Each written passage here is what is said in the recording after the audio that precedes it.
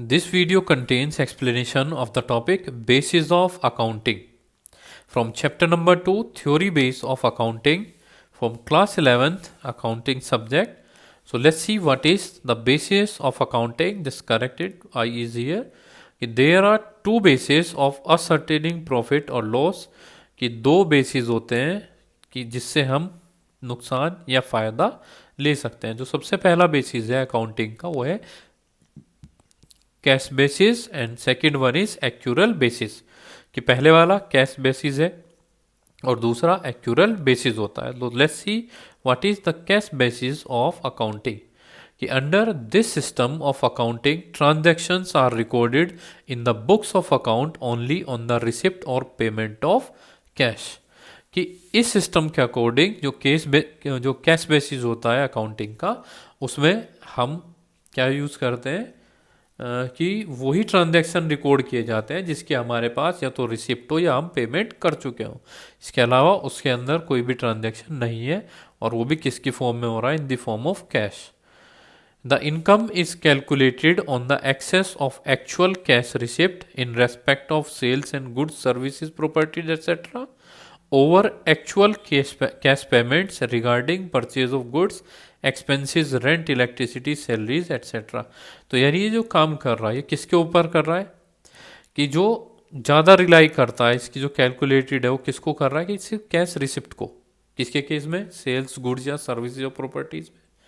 कि एक्चुअल में कितना पेमेंट हुआ उससे मतलब नहीं है, उसके पास रसीद कितनी आई है उस रसीद के अकॉर्डिंग वो काम करता है इसके अंदर. कि entry is not recorded when a payment or receipt is merely due, that is outstanding expenses accrued incomes are not treated. तो यानी एंट्री तभी तक रिकॉर्ड नहीं की जाती इसके अंदर कि जब तक कि पेमेंट या रिसिप्ट ना हो जाए. ठीक है, ड्यू है जब तक कोई भी एंट्री रिकॉर्ड नहीं होती.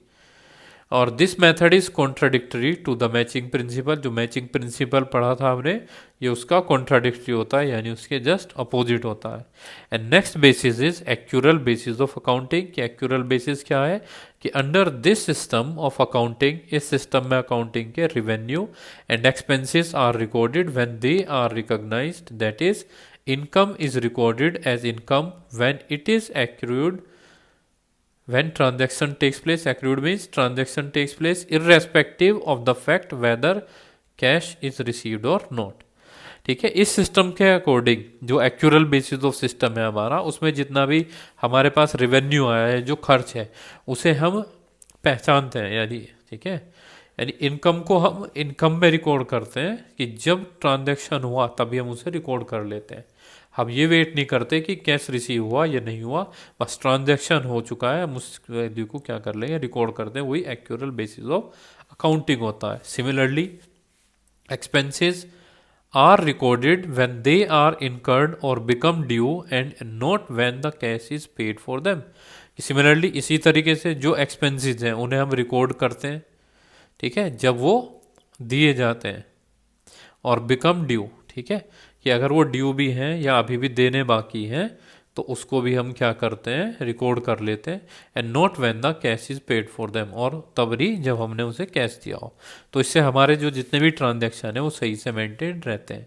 सो under this system expenses such as outstanding expenses, prepaid expenses, accrued income and income received in advance are identified and taken into account.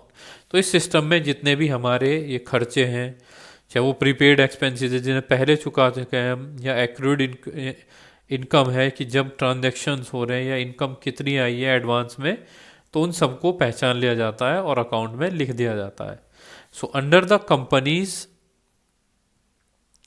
Amendment act 2013 की कंपनीज का अमेंडमेंट एक्ट बना 2013 में, तो all companies are required to maintain their account according to accrual basis of accounting. ठीक है, जो accrual basis है accounting का उसके अकॉर्डिंग सभी कंपनियों को ये ऑर्डर दिया गया कि उनके जो अकाउंट हैं वो इसी बेसिस के ऊपर मेंटेन होने चाहिए. तो ये एक क्या था, जो अमेंडमेंट एक्ट है यानी एक एक्ट के अंदर इंक्लूड कर दिया गया, जबकि जो कैश बेसिस है वो किसी भी जो एक्ट है उसके अंदर नहीं है. तो we will compare, let's see what is the difference between the accrual basis of accounting and cash basis of accounting. The basis we have taken, the first basis here is recording of transaction. कि transaction के recording के basis पे accrual basis of accounting में क्या है कि both cash and credit transaction are recorded, कि जो कैश और क्रेडिट ट्रांजैक्शन है दोनों रिकॉर्ड होते हैं, लेकिन कैश बेसिस में सिर्फ कैश ट्रांजैक्शन ही रिकॉर्ड होते हैं. प्रॉफिट और लॉस के बेसिस पे कि प्रॉफिट और loss is ascertained correctly due to complete record of transaction. जो प्रॉफिट और लॉस है वो निश्चित किया जाता है क्योंकि हमारे पास हर एक ट्रांजैक्शन का रिकॉर्ड है. So correct profit and loss is not ascertained because it record only cash transaction. जो करेक्ट प्रॉफिट है या लॉस है वो सर्टेन नहीं किया जा सकता क्योंकि इसमें सिर्फ क्या होते हैं, कैश ट्रांजैक्शंस लेते हैं. ठीक है. Next type of basis for comparison between accrual, first one is accrual and second one is the cash basis of accounting. So distinction between capital and revenue items की, जो कैपिटल और revenue item है उसमें distinction, कि this method makes a distinction between capital and revenue item. कि जो accrual method है उसके अंदर क्या है कि वो दोनों को कंसिडर करता है, यानी डिस्टिंक्शन लेता है कैपिटल और रेवेन्यू में. जबकि जो कैश बेसिस होता है उसमें this method does not make a distinction between capital and revenue. ये कैपिटल और रेवेन्यू में कोई डिस्टिंक्शन नहीं करता है.